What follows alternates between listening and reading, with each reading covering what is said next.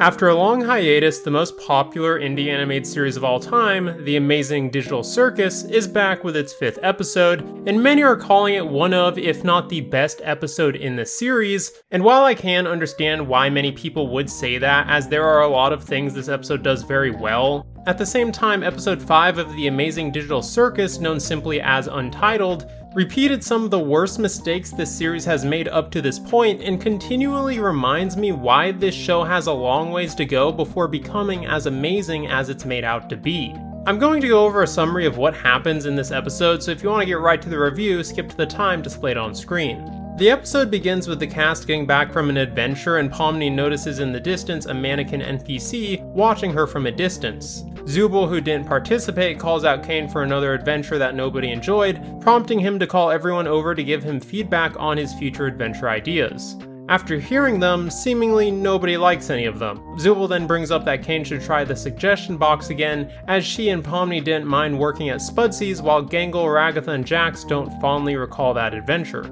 Kane, annoyed, asks how he can please everyone if they all like different things, and then he suggests the idea to do a lightning round where they will all go through all the adventures in the suggestion box rapidly, and if they don't like an adventure, they can vote to skip it. Kane then transports all of them to their first adventure, which is one of Jax's suggestions, where he's a hunter and everyone else is an endangered animal, but Zubul quickly calls for a vote to skip the adventure, and everyone but Jax agrees. The next adventure is also one of Jax's ideas, where Pomni is the president during a war between New Zealand and Australia, with Jax and Gangle acting as extremists who blow up Pomni and the rest of the cast, ending the adventure. The following adventure, being one of Gangle's suggestions, brings everyone into an anime high school setting, which Jax immediately hates, and blackmails Gangle into skipping the adventure. The crew then finds themselves in an adventure where they are sitting in a field stargazing, and Jax, sitting next to Pomni, notices Zubul giving Gangle a sandwich, and makes the observation that it seems like no matter what happens, Gangle will continue to be sad, and her mask will only continue to break. Ragatha refutes that Gangle would prefer being around someone who is nice to her rather than Jax, and Pomni mentions she's surprised he even cares, and before Jax responds to Pomni, he changes his mind and reluctantly agrees with her, in which Pomni asks if he has any real friends, and Ragatha blurts out to Pomni that he doesn't have any friends anymore. This enrages Jax, and Ragatha quickly finds an excuse to leave the conversation. Pomni tries to pry further into what she meant, but Jax changes the subject into criticizing Ragatha for always being nice, because in doing so, it makes all her nice gestures seem insincere and undermines the meaning of all the kindness she shows others. Meanwhile, Kane is watching from above, and the moon mentions that everyone looks happy, and he agrees, which is a bad thing for him because that means that they are enjoying the suggestion box adventures more than his adventures, and calls for an intermission, where a psychedelic montage featuring all the characters plays out. After the intermission, the cast find themselves in an adventure where they are all in a bar with a noir aesthetic, and Zubul, acting as the bartender, begins making drinks for everyone and mentions that this adventure was her suggestion because she likes making drinks and used to be a bartender. After taunting Zubul for her past career, Jax asks Pomni if she's ever had a job, and she answers that she used to be an accountant for a supermarket chain, and after hearing her response, Jax asks how she went from a supermarket to being in the digital circus, and she explains that when she got bored, she would explore abandoned buildings and post videos of them online. Zubul says that she also used to explore abandoned buildings and asks what Gangle used to do, and she simply answered that she used to work in fast food, but Zubul encourages her to open up more and asks about her art, and Gangle mentions that she was in community college for graphic design, but dropped out and didn't pursue art much after that. Zubul comforts her and says that she will always be willing to make art with her, as she used to be a tattoo artist. Ragatha goes next and monologues about how she came from a rich background that owned a farm and worked in real estate, along with having a difficult relationship with her mother, who, according to Ragatha, used to yell, berate, and guilt trip her frequently. After realizing she said too much, she quickly wraps up her story and shifts the focus away from her,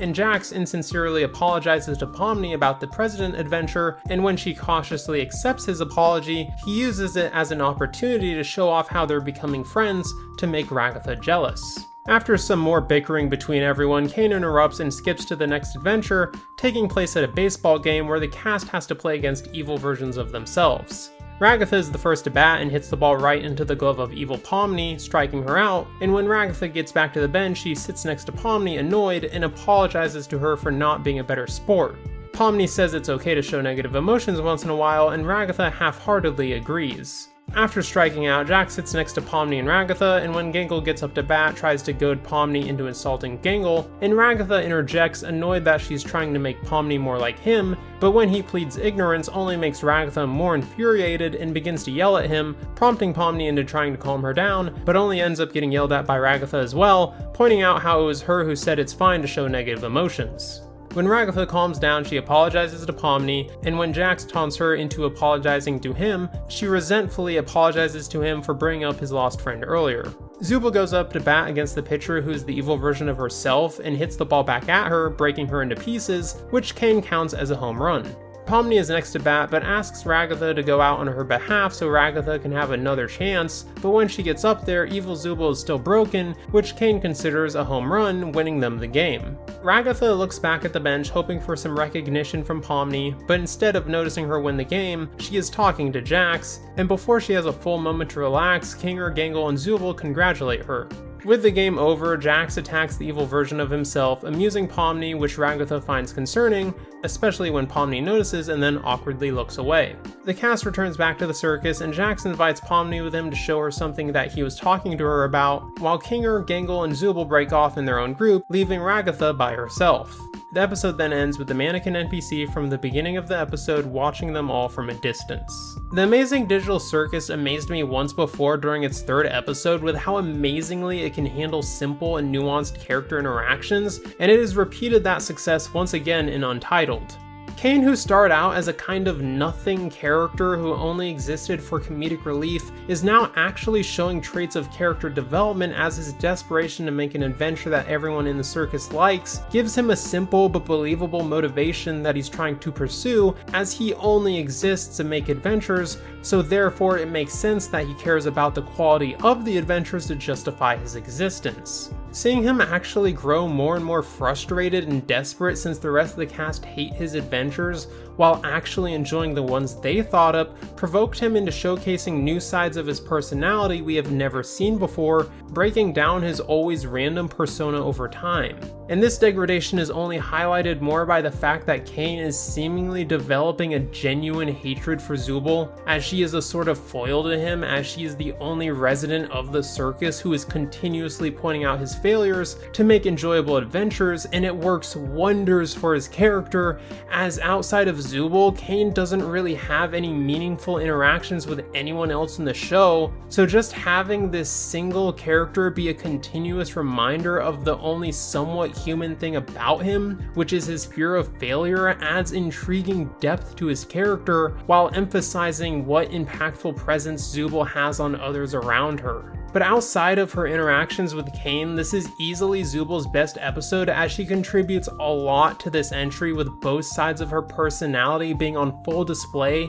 with her genuinely wholesome and supportive interactions with Gangle always brightening the mood, and her abrasive and mean side being more confrontational than we have ever seen before, with her hostile, intense interactions with Jax. Be that as it may, we are now 5 episodes into the series, and she has barely had any interactions with Pomni, and with her character being so defined by her friendship with Gangle and her rivalry with Jax and Kane, it leaves little room for her to ever develop any sort of dynamic with Ragatha, Kinger, or the main character of the series, which is a blind spot that isn't an immediate concern, but something that needs to be rectified before the series ends. But with that being acknowledged, despite having a slow start throughout this series at being a character who stands in her own right, and you could argue that still may be the case given that she has the weakest backstory of any character in the series thus far, her presence is very noticeable, with her grounded and believable interactions making her feel like the most human character in the series.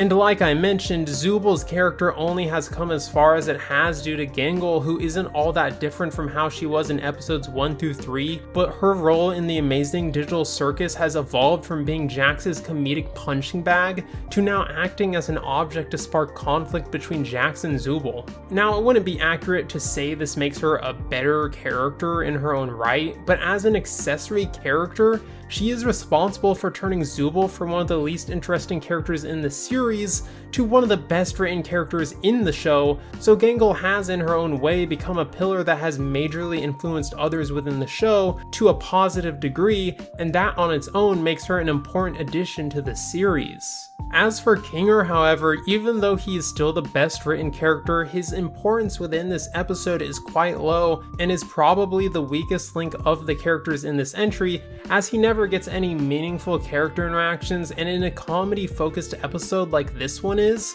his comedic effectiveness ends up being overshadowed, making him kind of just being that character who is there but never stands out. And I dare say the same is true for Pomni to a lesser extent, as she is fairly unremarkable outside of her interactions with other characters in this episode. The most notable thing about her is that we learn that she used to be an accountant and would explore abandoned buildings for cheap thrills, which explains how she found the computer that brought her into the digital circus to begin with, but outside of that, Pomni is defined by her never-ending journey of being everyone's therapist, with her seemingly being the only one who has started to peel away the layers of Jax's mean guy facade and has begun to see him as more of a person than a nuisance, unlike everyone else in the circus. And while this is necessary for Jax to develop as a character, I can't help but feel that Pomni befriending Jax felt rushed and unearned. Like, over the course of 5 episodes, Pomni has seen Jax be nothing but mean to everyone else, herself included,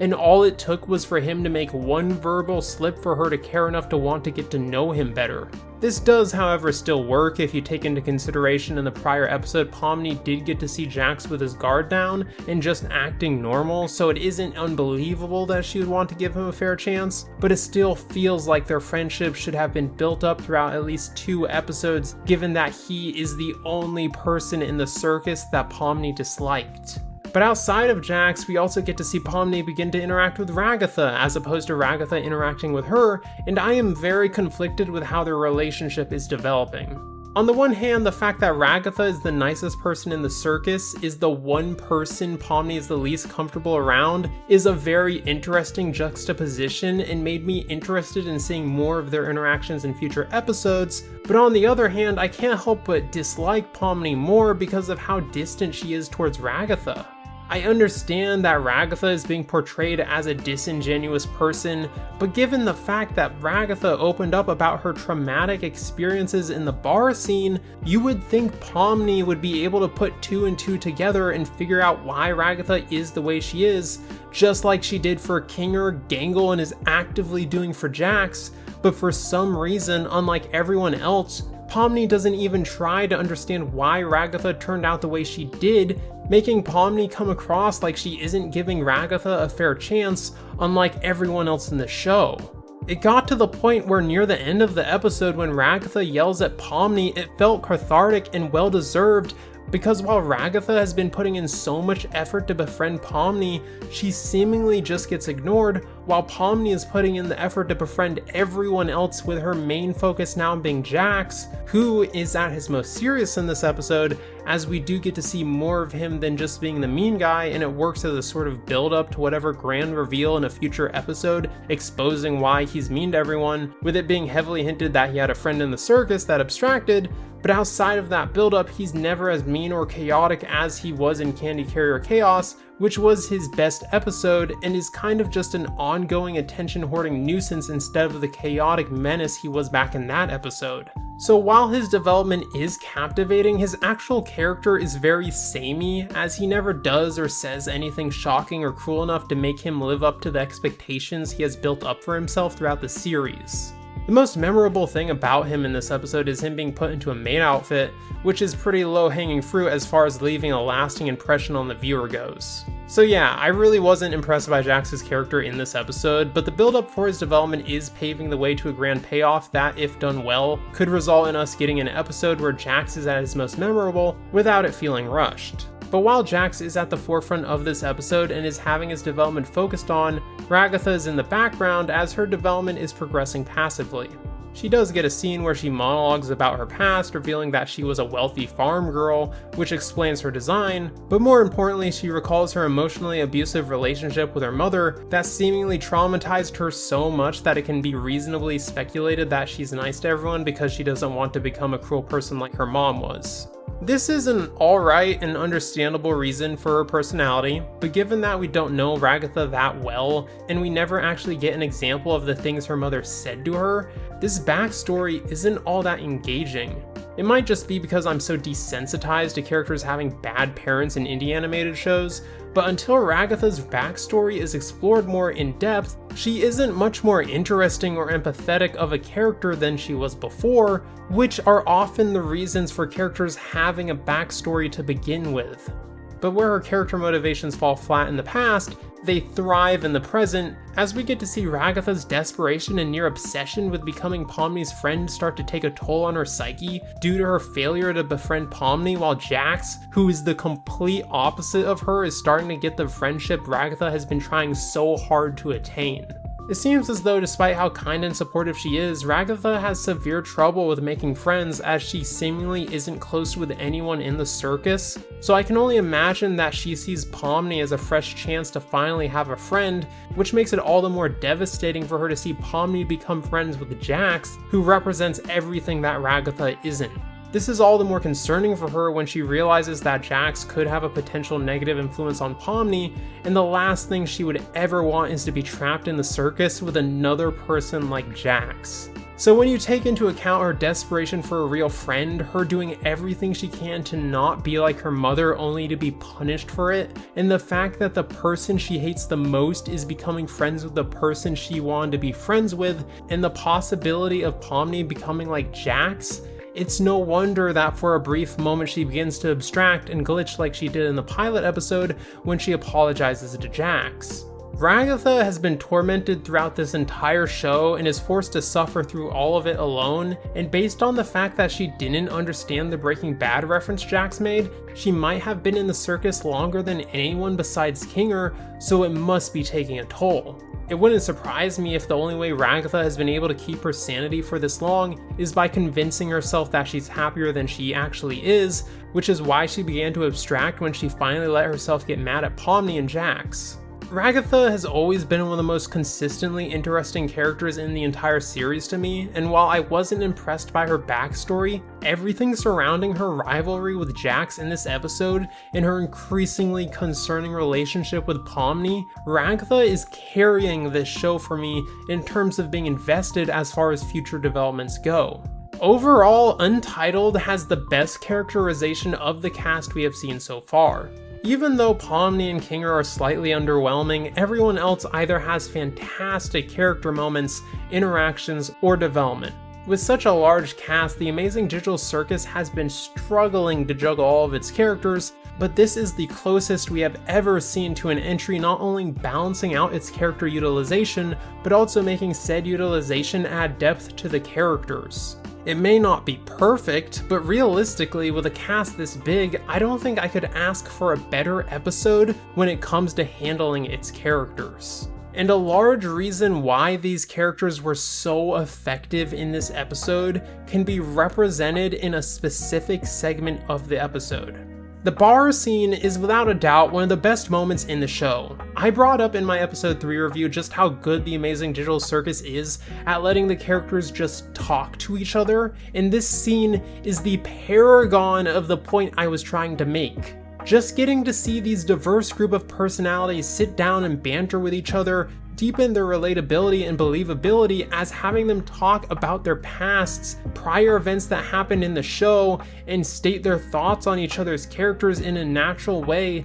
made me as a viewer connect with the cast while they connect with each other, adding depth and sincerity to every single cast member. This scene made them feel like actual people, and not just like over-exaggerated personalities who exist for entertainment purposes. It's sincere, grounded, and human, which are the themes that require comprehension of subtlety and thematic awareness to write, and Gooseworks not only succeeded, but excelled at doing so. That's not to mention that it doesn't just waste time. These conversations have a purpose, as they expose the backstories of the characters, which in turn tie into their personalities. Ragatha's backstory gave her much more needed depth. Pomni's backstory revealed simple facts about who she is, including her age and career, but also highlighted that she lives a boring life and sought out a form of adventure by exploring abandoned buildings, not only adding context to how she got into the digital circus, but also serving as a thematic parallel to Kane's adventures and how her experience in the digital circus might be the thrill that has been missing from her life. Gangle's backstory confirms what we already expected from the events of Fast Food Masquerade, but also showcased that she's lived an unfulfilling life, full of broken dreams, giving reason as to why she's so sad. And lastly, Zubal's career history, while it doesn't reveal much, represents her personality perfectly, and her enjoyment of bartending gave her character something to find solace in.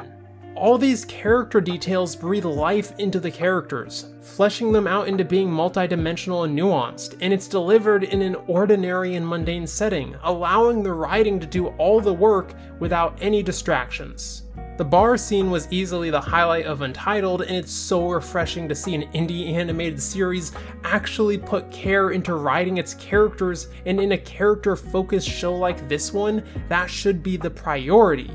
However, just because a show is character-focused doesn't mean that the characters are the only thing that matter. And when you look at what Untitled has to offer outside of the characters, it puts a spotlight on the biggest problems the Amazing Digital Circus has as a show.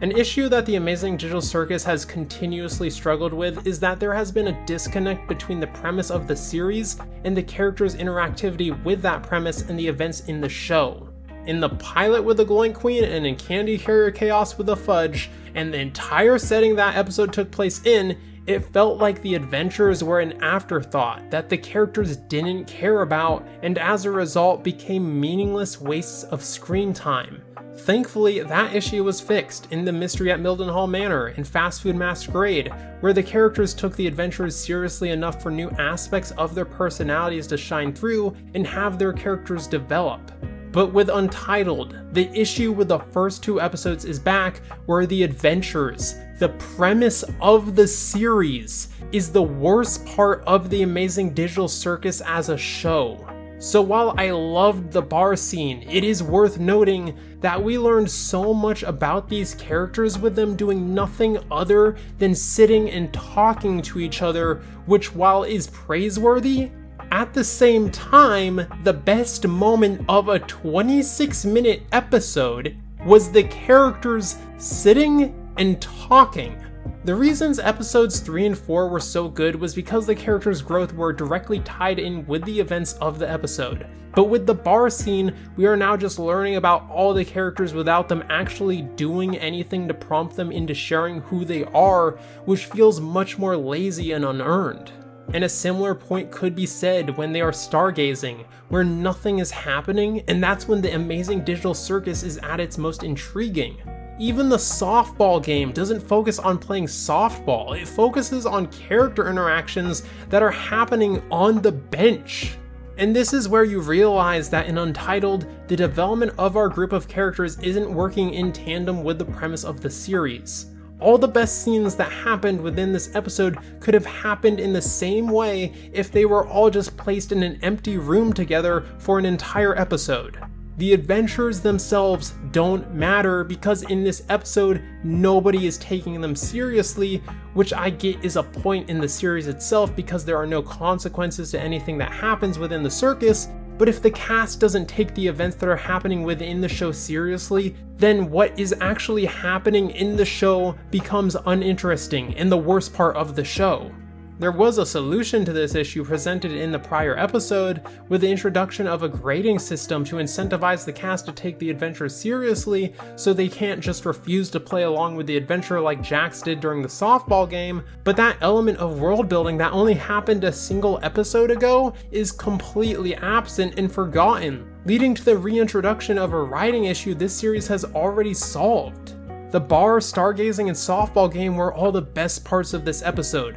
but they were all adventures where the characters interacted the least with, whereas Jax's hunting game was pointless outside of introducing a voting mechanic, which was just set up for the maid dress joke. Pomni's presidency could have been interesting, as seeing Pomni being in a position of power could have been a great parallel to what happened with Gangle in the last episode, and could have been an opportunity for Pomni to become a role model to Gangle and show her the proper way to take up a leadership role, but instead this adventure becomes the least interesting and forgettable one, adding nothing of value to the episode. And the anime episode, while being just as equally pointless, was at least memorable because of the visuals. I'm not against the cast having adventures that are just mindless fun, as I don't think every scene needs to contribute to character development or world building, but because all these adventures are treated like jokes by the show and cast, they just come across as wasted screen time that doesn't make the episode better in any way.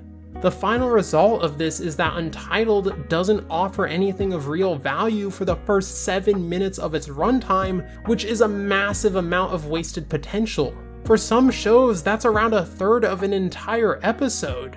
There's also the intermission sequence that was visually impressive but went on for too long. In all fairness though, it felt a lot longer than it actually was, but could have benefited from at least a 15-second cut from the 1 minute it ran for. Moving on to the comedy, though it seems that the common sentiment is that Untitled is the most comedic episode in the series, and I agree with that assessment. But what I don't agree with is that it's the funniest episode in the series. Untitled had the most amount of jokes told and the most amount of jokes that didn't land. There were some moments that I did find funny, like Jax calling weebs losers, the scene where Disappearing Guy sang the national anthem, and everything Bubbles said being chaotically random. But outside of that, I didn't really find the episode that funny. Maybe I'm just too mature for putting male characters in maid outfits to be funny to me anymore, but throughout Untitled, I just remained stone-faced throughout the majority of my viewing, more than any episode in this series so far. However, even though Untitled was disappointing comedy-wise, it more than made up for by being the only episode to actually set up future events for the series.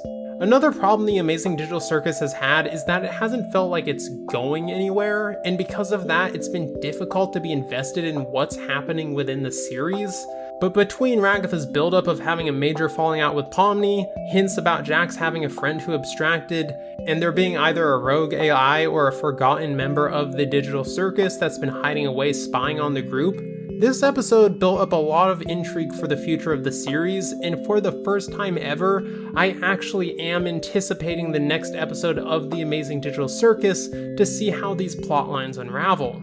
Untitled, as far as I'm concerned, has so many amazing qualities that there is no way it could be considered a bad episode, but all those qualities are built on a flawed foundation that has shown its cracks more than ever before. The characters are at their best, the intrigue is higher than ever before, the tension is building, and the show finally feels like it's going somewhere. But the comedy is hit and miss, the episode wastes a lot of time, and the premise of the series has receded back into being a liability on the show's quality. It certainly is better than the first 2 episodes, but falls severely short of the prior 2 episodes, making it the awkward middle child of The Amazing Digital Circus's quality as a series, and because of that, it's probably going to end up being one of the most forgettable episodes in the show, because everything that this episode did well was set up for future payoffs, which isn't a bad thing, but makes Untitled feel like an episode that is forced to walk so the future of the series can run.